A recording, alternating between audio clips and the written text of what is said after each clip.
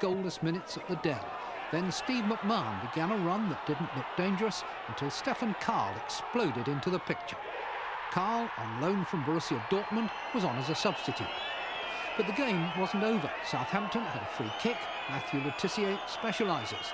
But the post saved City, and seconds later it was all over. City move up 2 places, Southampton wait and worry in 21st. White Hart Lane had its biggest crowd of the season, 31,500, some of them struggling to recall when Spurs last won there in the league. 6 months ago, actually. It was a Tottenham corner that had emptied a usually cluttered midfield so that Ian Bishop had room to run, and Steve Jones impressively did the rest.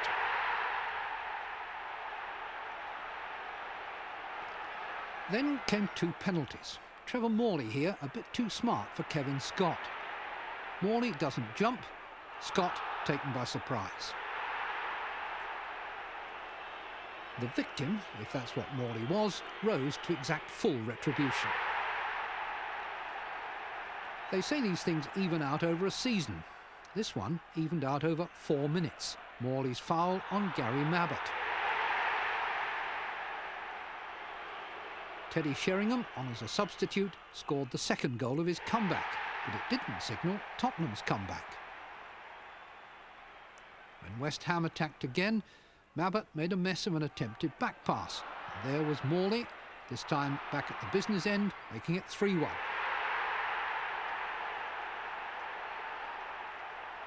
By now, it needed only 2 decent passes to undermine Spurs' defence. Bishop and Matty Holmes contrived them, and Mike Marsh added the polished finish.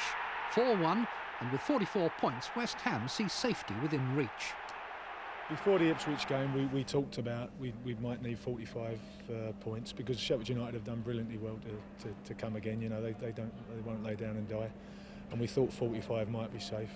So I would say 45, yeah, maybe 46.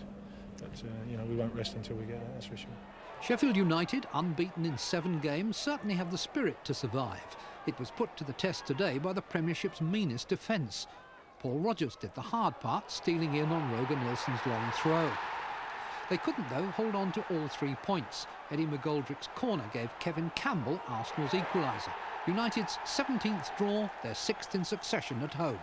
If you'd said to me before the Easter break you're going to get 4 points, I'd have settled for 4 points, and that may have been that we'd have drawn at Liverpool and won today. You know, you don't always get the games and the victories when you anticipate, possibly. What an eye-catching result. Walker. Nyholt brought down well. Luke Nyholt! Oh, tremendous shot! Terrific save by Pressman. Nice ball through to Sanchez. He's onside! Fleury Sanchez, oh!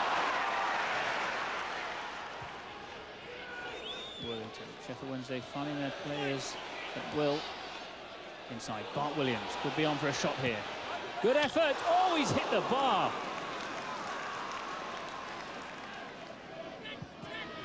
Fjortoft. No handball. And Sheridan quick to send Bright through.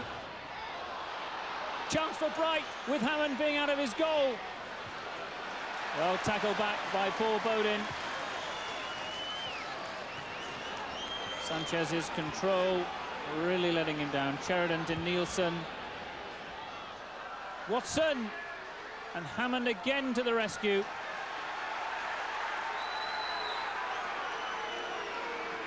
Looks like he took a knock in the head.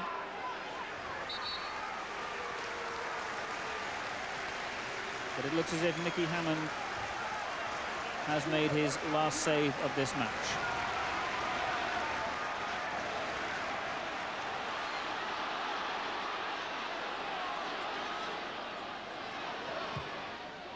Aims for Scott.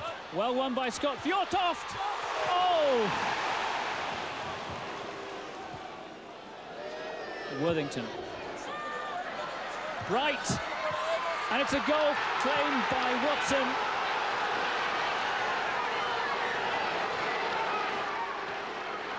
And poor old Paul Heald. Lovely cross by Worthington. Bright slipped his marker, and there was Watson. Bodin trying his luck from this side of the pitch. Kilcline, Pressman's header. Horlock. Oh!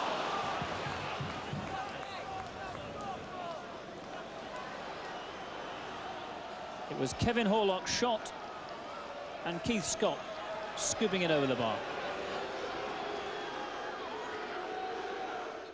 Hadn't won away for 4 months. Unfortunately for them, on the day that dreadful run ended, the only action on the pitch grabbing the headlines came from QPR fans. But first, the real action. Brian Deane heading Leeds in front after just 9 minutes. Seconds before half-time, the rarely seen luxury for Leeds of a 2-goal advantage on their travels. Rod Wallace evading 2 challenges to fire home the 1,000th Premiership goal of the season. QPR had problems on the pitch of a different but equally unwanted nature moments later. Around 200 of their fans began to spill from the terraces, protesting at the way chairman Richard Thompson's running the club. The demonstration lasted throughout half-time. Rangers manager Jerry Francis, who had made an appeal for order, said their behaviour didn't help his or the players' cause. No surprise then when Leeds went 3 up early in the second half. David White the scorer. And 6 minutes from time they rounded off an emphatic victory. Gary McAllister's through ball and White's strength providing him with his second goal. At last a good away day for Leeds. More angry protests at Portman Road, where the home fans were calling for the dismissal of manager Mick McGivern after Ipswich were dragged nearer a relegation fight by Coventry. Sean Flynn fired home Coventry's opener, a goal that went straight to Flynn's head. Coventry's worrying spell of 6 defeats in 7 matches was about to improve, as 11 minutes later they went 2 ahead. Peter Undlove revelling in his free role today and slotting home his 8th goal of the season. After the match, about 400 Ipswich fans continued their demonstration against McGivern. His frank admission on his team's second-half display, it was abysmal.